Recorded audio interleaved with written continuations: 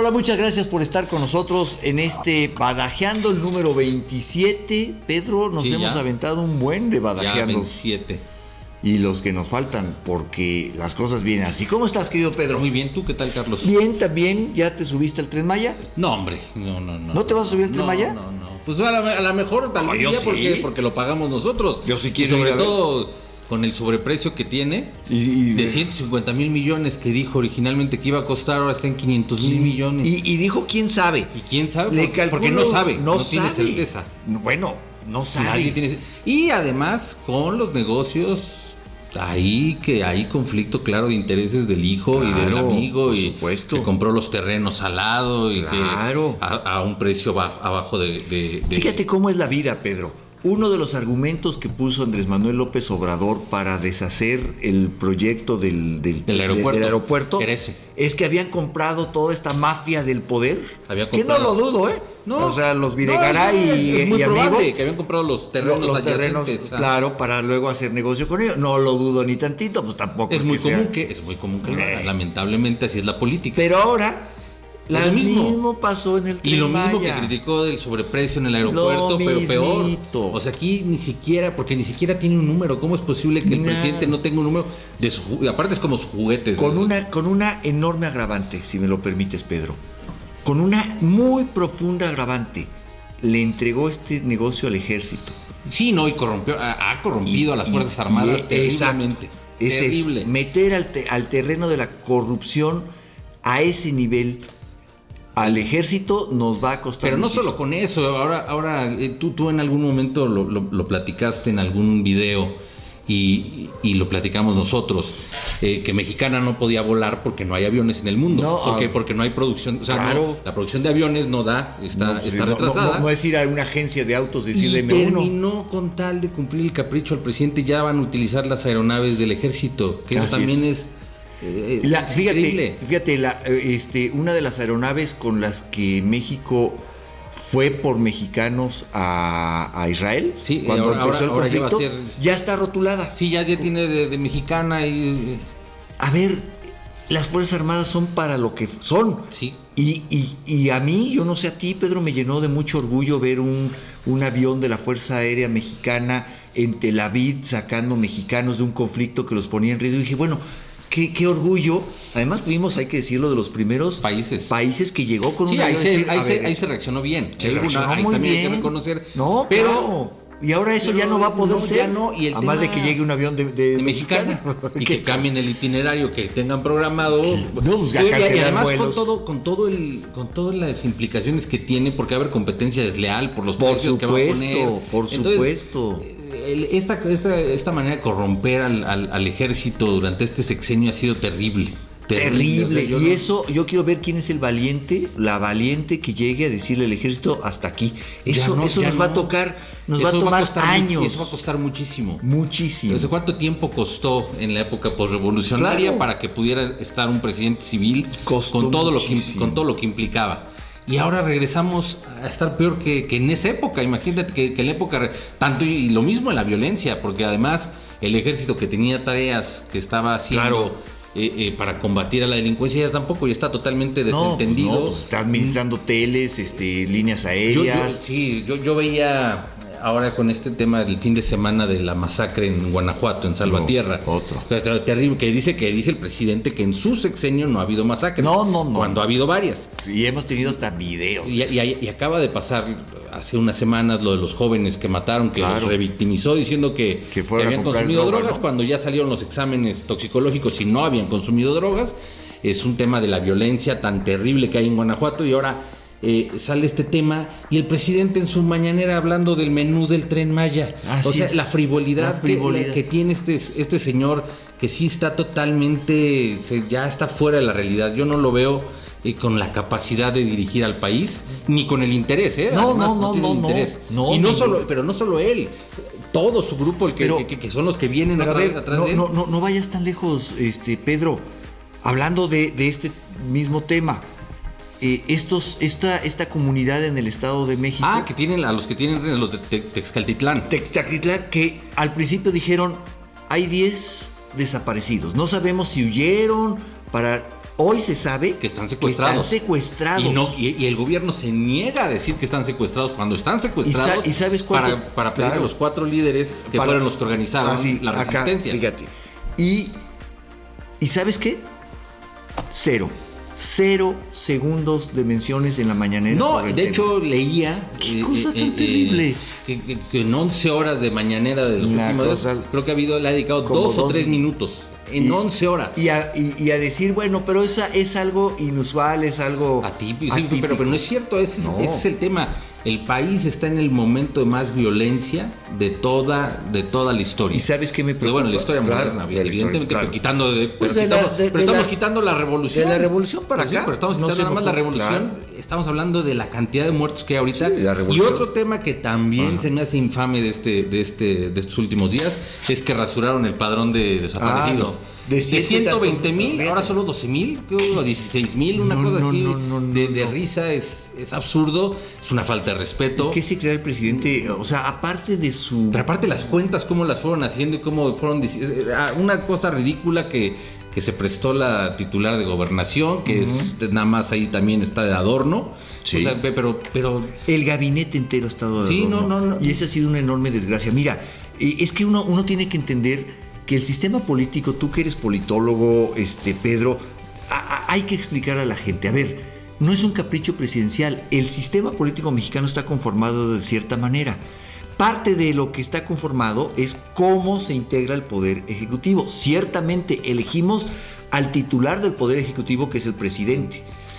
Pero en la Constitución está el número de secretarías que tiene, a qué se dedican, las facultades, los órganos desconcentrados, Y esto aquí ha sido totalmente ignorado porque el presidente cree que lo elegimos tema emperador de México, sí, porque en el que su voluntad es la ley. Sí, que él tiene no lo que él dice se tiene que hacer.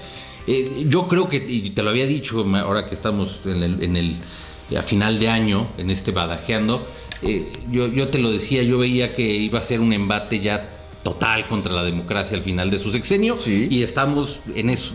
Y va a arreciar cada vez más. Lo estamos viviendo, con el tema de la violencia, lo estamos viviendo con la corrupción con el tema de la Corte, el tema de la Suprema Corte, del INE ahora el INE, el Tribunal Electoral también, todo está bajo ataque, el INAI también. Entonces estamos, y además abiertamente ya dijo que quiere desaparecer el INAI, el IFT, y quiere todos los órganos. Ya dijo, los órganos autónomos tienen que desaparecer, que son los únicos que son como contrapeso y que pueden regular y que regulan ciertas cosas. Y fíjate a dónde llega la ignorancia del presidente, porque hay que decirlo, ¿no?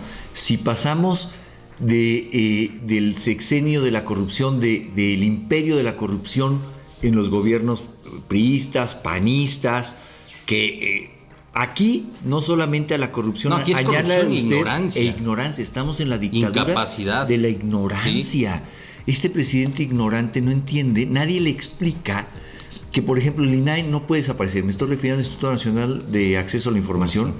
No puede desaparecer por voluntad presidencial. Tenemos un acuerdo firmado en el Tratado de Libre Comercio. Sí, hay varios organismos que están regulados, no solamente, ya se lo dijeron, en la oposición le han dicho, se van a violar tratados internacionales, que hay que recordar que está la Constitución, después están los tratados internacionales. Entonces, o sea, no es una cuestión de voluntad presidencial, pues si no es emperador. Pero ¿a dónde nos está llevando destrucción de esto? Me parece a mí, Pedro, que vale la pena reflexionarlo.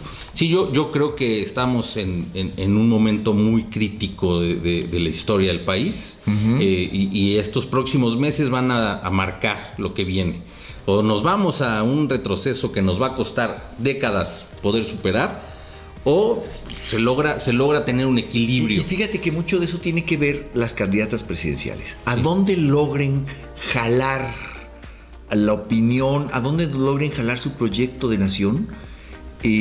Yo entiendo, no sé cómo lo ves tú, lo platicaba en una de las entrevistas que hice en encuentros con Roberto Traz, un estratega electoral, y me gusta la idea que nos planteó, no sé si la viste, Pedro, pues Claudia está intentando jalarse al centro, pero los ultras de Morena la están intentando jalar a lo más extremo. Muy bueno, y el ejemplo fue lo de García Harfuch, que ahí estaba el ejemplo de de la predominancia de estos ultra morenistas, de lo más radicalizado que se pueda, y que van en contra, y que lo dicen además. Sí. Hasta dicen este término, y por eso también te he dicho yo que veo que esto podría ser como un peronismo, digamos. Sí. Porque dice, vamos a obradorizar el Poder Judicial. Obradorizar el poder Judicial. ¿Qué es eso? ¿Es destruirlo? Pues es claro. Destruirlo y dejarlo a voluntad de una persona. Y hay que decirlo, esta señora Batres que llegó a la Suprema Corte. Sin ningún mérito. Sin ningún mérito. En todo caso, lo único que promete es obediencia. Y los Batres nada más han sido activistas siempre, de lo más radical que ha habido. Bueno, aquí lo hemos platicado, ¿sí? Con qué facilidad Martí Batres ha sacado a los que ya no existen granaderos para todo, a golpear a todos. Sí, se manifiestan los doctores, los quita. Pero se manifiesta tal, los quita. Ni siquiera Claudia Sheinbaum se atrevió a tanto. No, porque es más radical. Hay que recordar que y uno gana medallas con el presidente si se radicaliza. Sí, claro. Mire, presidente, yo no tengo un cacho a sacar a la fuerza pública. Bravo. Y eso es lo que nos espera. Eso es lo que viene. Porque si gana Claudia Sheinbaum, yo creo que va a ser un sexenio mucho más radical, mucho más opresor. ¿No crees que logre sacudirse a los ultras? No, y no creo que tenga ganas tampoco. Pues, yo creo que sí. Yo no la veo. Yo creo que es nada más un intento de jalar y de generar un poco más de tratar de hacer lo mismo que hizo Obrador, de decir, no, miren, no soy tan radical, estoy más o menos el lobo con piel de oveja. Sí, exacto, el lobo con piel de oveja. Yo así la veo. Y creo que, por el bien del país, si es que ella gana, lo mínimo es que debería de haber un congreso dividido. Bueno, ahí está todo. ¿Te parece que lo platiquemos después del corte, Pedro? Sí, claro. Vamos a hacer una pausa, regresamos. Somos Olympus Law Corporation, oficina de abogados, que ya desde hace 15 años nos enfocamos en ayudar a la comunidad hispana. Es donde más nos golpean normalmente con engaños, estafas y abuso. Ayudamos a rehacer su vida, a eliminar sus deudas, a prosperar, a comprar su casa, a vender su casa cuando lo necesitan. Esa es la parte más reconfortante, ayudar al cliente hasta el proceso final, para que se vuelva a reinsertar en la sociedad, vuelva a tener créditos y continúe con su vida financiera saludable. Háblanos, te vamos a ayudar.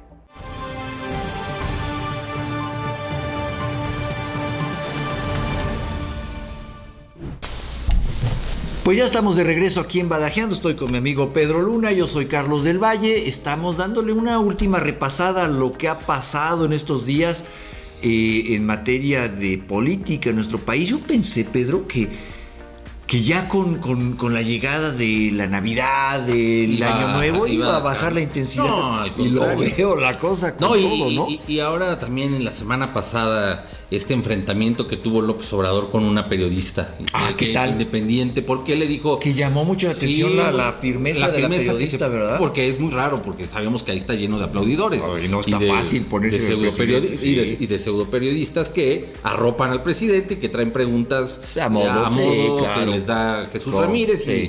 Y esta periodista que le dice, lo cuestiona primero de la violencia que hay en el país y de los números, y que le dice que no, y el presidente se ve que no, cuando no hay un guión, cuando no es lo que le gusta, luego se enoja, se pierde el control y ya no sabe. Y cuando dices que hay una parte que dices que yo tengo otros datos. No, presidente, estos son los datos, los suyos son ficciones, estos son los datos, además de su gobierno, no hay otros datos. Sí, porque aparte, ahora que rasuraron los datos de los desaparecidos, por ejemplo, pero los datos que venían... Hazte para acá, Pedro, porque estamos saliendo de... Los datos que se venían dando, son los de ellos. ¡Claro! Los 100 y tantos mil desaparecidos son los que se heredaron de otras administraciones, más los 48,000, 49,000 que van en este sexenio. No, ya los y ahora ya 12, digo que ya son 16. 16. Entonces, para acabar pronto.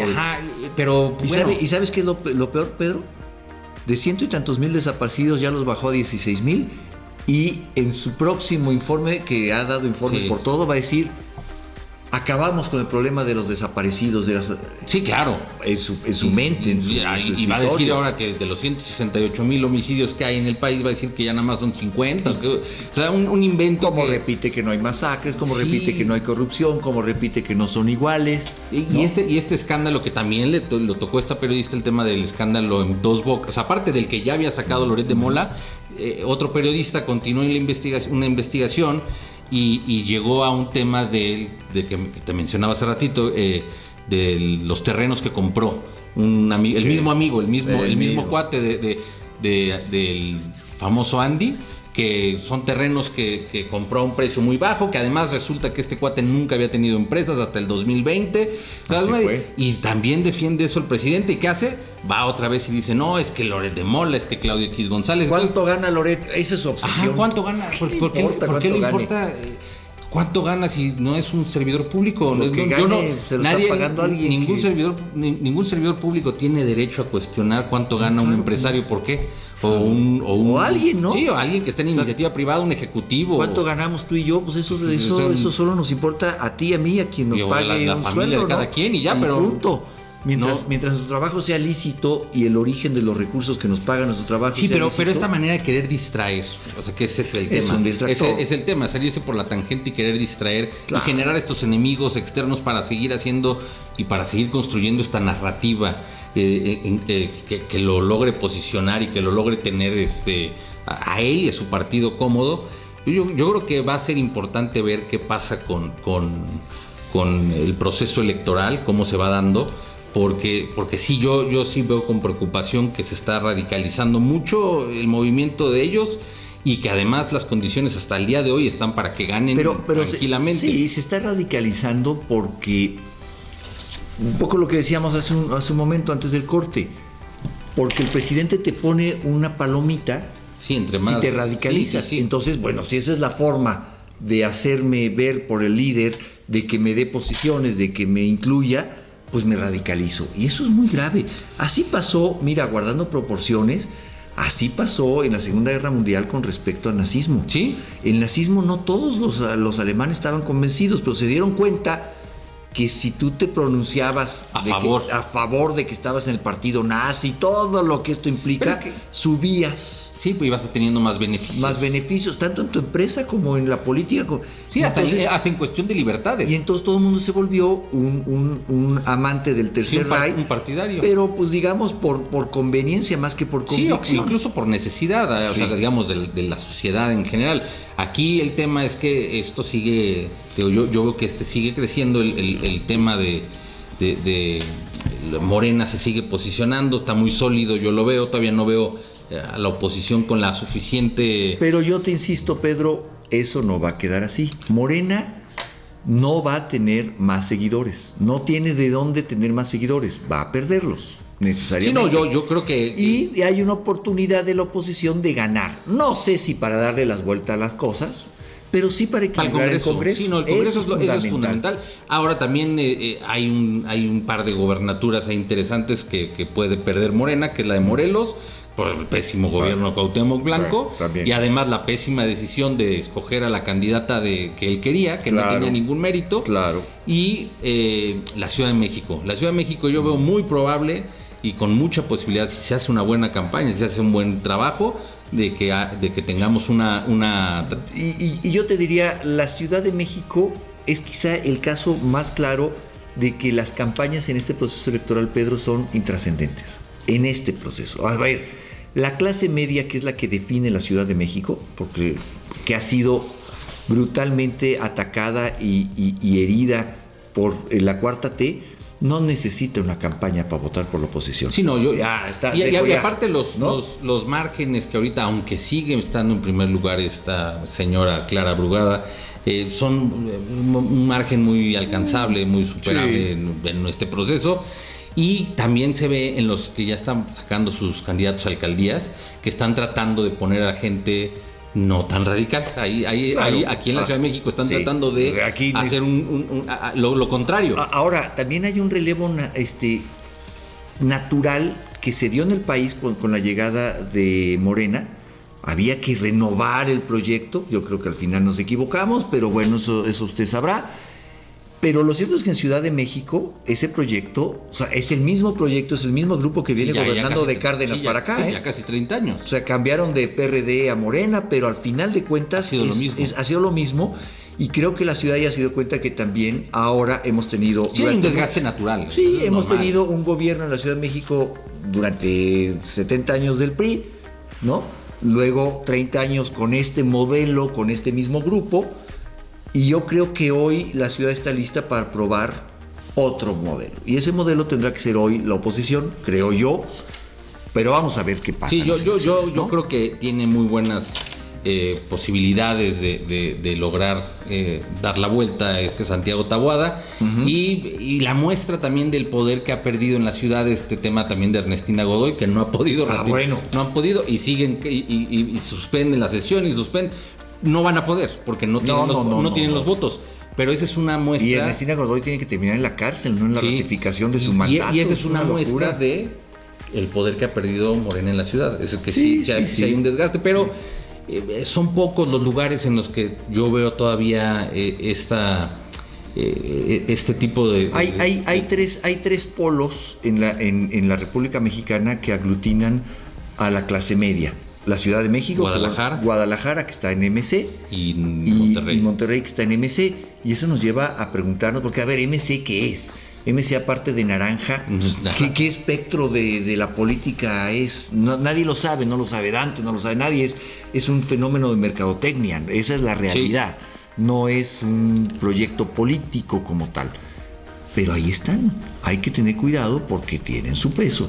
Por no hablar de cómo se le descompuso la carnita asada al gobernador, ¿eh? Pero fuera de eso, yo no veo en general todavía en el país un tema o un sentimiento todavía tan antimorena que pueda dar un vuelco a la elección.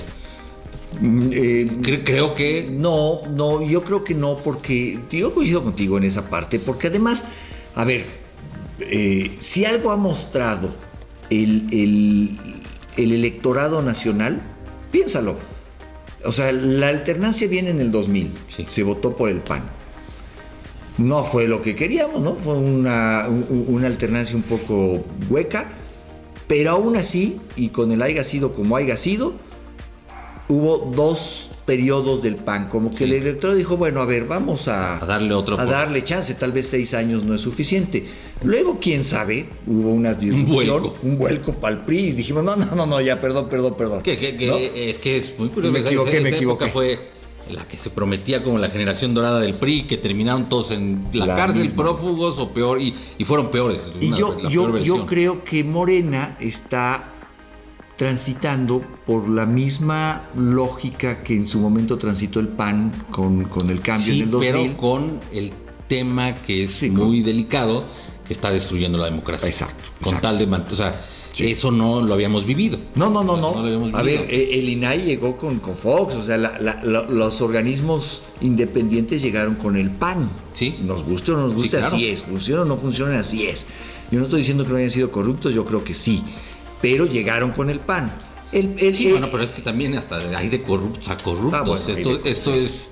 Digo, yo siempre pensé por lo menos Peña Nieto nunca nos dijo que él era distinto. Él ponía su cara de soy lo mismo de siempre, ¿no? Yo pensé que no había un peor gobierno que el pasado, y te lo he dicho. Sí.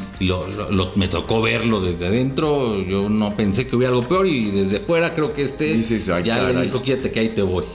Bueno, mi querido Pedro, lo que nos está diciendo quédate que ahí te voy es el reloj. Se nos acaba el tiempo de Badajeando. Se nos acaba el año, pero todavía tenemos un Badajeando más, un par de Badajeandos, ya veremos, ¿no? Muchas gracias por acompañarnos en Badajeando, nos seguimos escuchando. Yo soy Carlos del Valle. Yo soy Pedro Luna. Nos vemos a la siguiente. Adiós. Este segmento fue presentado por Olympus Law Corporation.